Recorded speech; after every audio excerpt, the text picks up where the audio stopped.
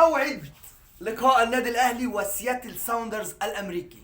النادي الاهلي في لقاء جبار جدا امام بطل امريكا. ان شاء الله النادي الاهلي باذن الله يتخطى العقبه دي عشان يوصل لريال مدريد ويبقى نادي القرن بيقابل نادي القرن، بس ده نادي القرن في اوروبا وده نادي القرن في افريقيا. يا ترى مين ممكن يكسب؟ ده اللي ان شاء الله هنقوله بس بعد ما نتخطى الاول سياتل ساوندرز.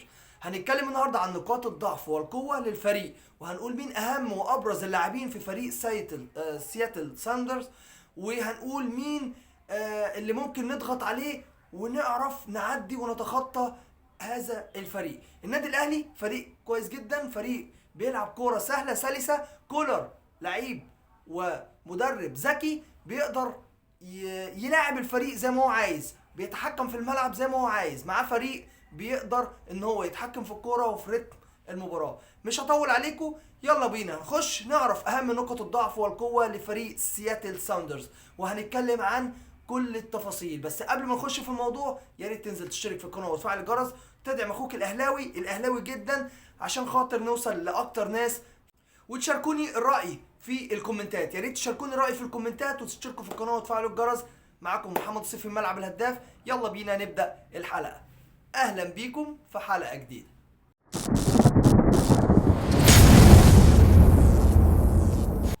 وعلى بركة الله هنبدأ، وبسم الله الرحمن الرحيم.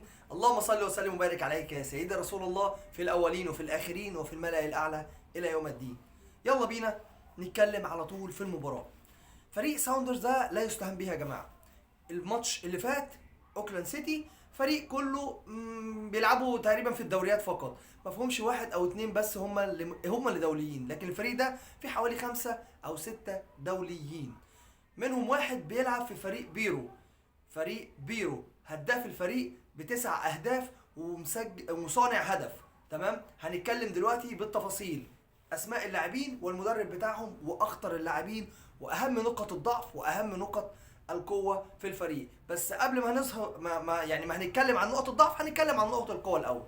اولا الفريق ده بيلعب 4-2-3-1، بيلعب ب2-6 و1-8، وبيلعب على الاطراف وبيلعب برقم 10. المدرب بتاعهم من اساطير الفريق، يعني المدرب بتاعهم كان لاعب اصلا في الفريق وكان اسطوره في الفريق وعمل انجازات كبيره جدا وهو لاعب وكمان وهو مدرب. اسمه بلاين شميترز. تمام، هنتكلم بقى عن اهم لاعب في الفريق ده كله. بقى تعال بقى نتكلم عن اهم لاعب، اسمه نيكولاس نوديرو. نيكولاس ده يا جماعه نجم الفريق السنه اللي فاتت مسجل 47 هدف، يعني قوته التهديفيه قويه جدا. لازم النادي الاهلي يحذر ودفاعات النادي الاهلي تحذر اللاعبين اللي بيلعبوا على الاطراف، صراع جدا.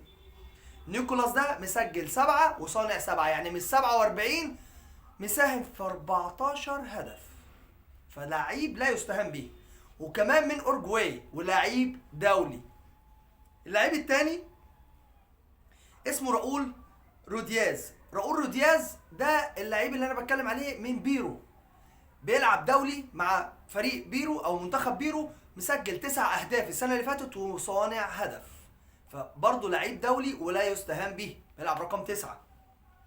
باك ليفت منتخب الكاميرون لو، اللعيب اللي كلنا شفناه سريع جدا وبيعمل اوفرلاب هايل، من الناس اللي بتلعب الكره وهي ماشيه، الكره وهي رايحه كده بيروح عاملها بالعرض على دماغ اللعيبه، فسريع جدا. ولكن هقول لكم نقطه ضعفه فين، بس طبعا لما نيجي لنقطه الضعف. دلوقتي بتكلم على نقاط القوه. تالت واحد معانا او رابع واحد معانا رولان كريستيان. اللعيب ده رقم 8. اللعيب ده يا جماعه شويط، بيستنى الكره على ال 18 على القوس بتاع ال 18، اللي بيعمل الاوفرلاب مره بيعملها للفرود ومره بيعملها لبره، زي ما كان علي معلول بيروح باصيها لبره او احمد عبد القادر بيخش ويلعبها للي جاي من بره، بيشوط بوش رجليه ما بتتشافش. فلازم النادي الاهلي يعمل حسابه في اللقطه دي. اكيد كولر طبعا مدرب ذكي، مدرب فاهم، عارف ان هو في بطوله كبيره، اكيد هيتفرج على الساوندرز دوت وهيفهم طريقه لعبهم وهيلعبهم بطريقتهم او بالطريقه اللي تناسب النادي الاهلي وتناسب الفريق. طبعا انا مش بخوفكم، ولكن فريق قوي، فريق مش سهل ان انت تكسبه، لان قوته التهديفيه كبيره، جاب 47 هدف في موسم. اخر واحد معانا وهو رقم 5، جناح سريع مهاري اسمه جواو باولو. جواو باولو لعيب هايل، لعيب سريع جدا، ولعيب يعني زي ما بيقولوا كده الكرة تحت رجليه سلسة. دول اهم 5 لاعبين في الفريق. تعال بقى نتكلم عن نقط الضعف. الفريق ده يا جماعة قبل اي حاجة كده صلي على النبي بس كده، وانت كاهلاوي ما تخافش، ان شاء الله باذن الله الفريق بتاع النادي الاهلي هيكسبه. بس تعالى كده نتكلم بالراحه. اولا نقط الضعف بتاعت الفريق الفريق ده جاي مخلص الدوري من شهرين، يعني ما لعبش مباراه رسميه من شهرين، يعني مش جاهز بدني. ادي واحد. بيلعب مباراه وديه، بس الودي ما بيجيبش بدني وكلنا عارفين، ويبقى فيه روتيشن كتير في الملعب. كمان الفريق جاي 12 ساعة طيران ولسه واصل امبارح المغرب، يعني الفريق جاي مجهد من الطيران ومن المسافة اللي قطعها من امريكا لحد المغرب. طيب نبتدي بقى نتكلم عن نقاط الضعف. طبعا احنا اتفقنا ان نقاط القوة عندهم الباكين بالهافين سرعة جدا، بيعملوا اوفرلاب هايل، عندهم الفيرود هداف، وعندهم رقم 8 شويط. تعال بقى نتكلم بقى على نقاط الضعف. طبعا اهم نقاط الضعف عندهم الفريق ده ناهي الدوري في المركز ال11، رغم ان جايب 47 هدف دخل مرماه 46 هدف، يعني خط دفاعه هزيل جدا.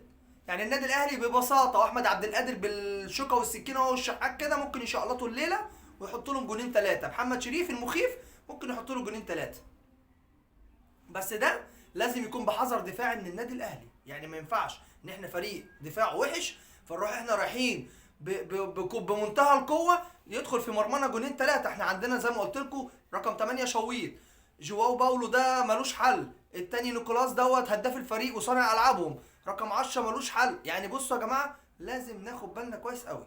فكولر اكيد عارف الكلام ده، واحنا واثقين في لعبتنا. النادي الاهلي نادي كبير، وان شاء الله باذن الله الفوز حليف للنادي الاهلي.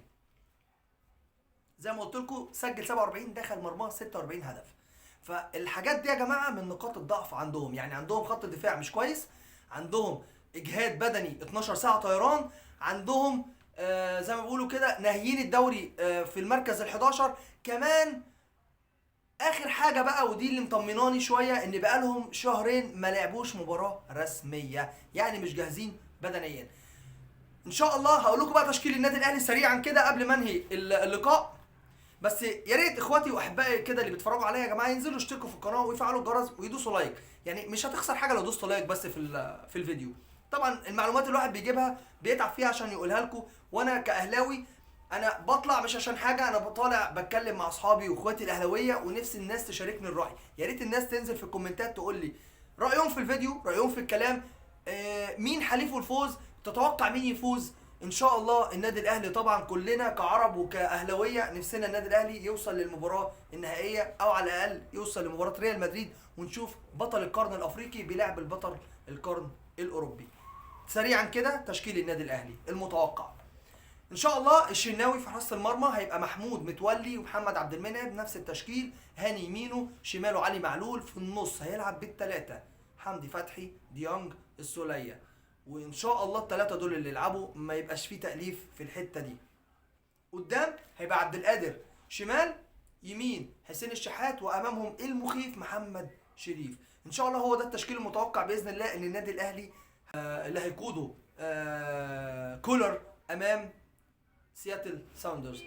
يا رب يكون الفيديو عجبكم، ان شاء الله باذن الله الفوز حليف للنادي الاهلي. اللي بيشوفني لاول مره يشترك في القناه ويفعل الجرس، انزل دوس لايك، واشوفكم على خير. كان معكم محمد الصيفي الملعب الهداف. السلام عليكم ورحمه الله وبركاته.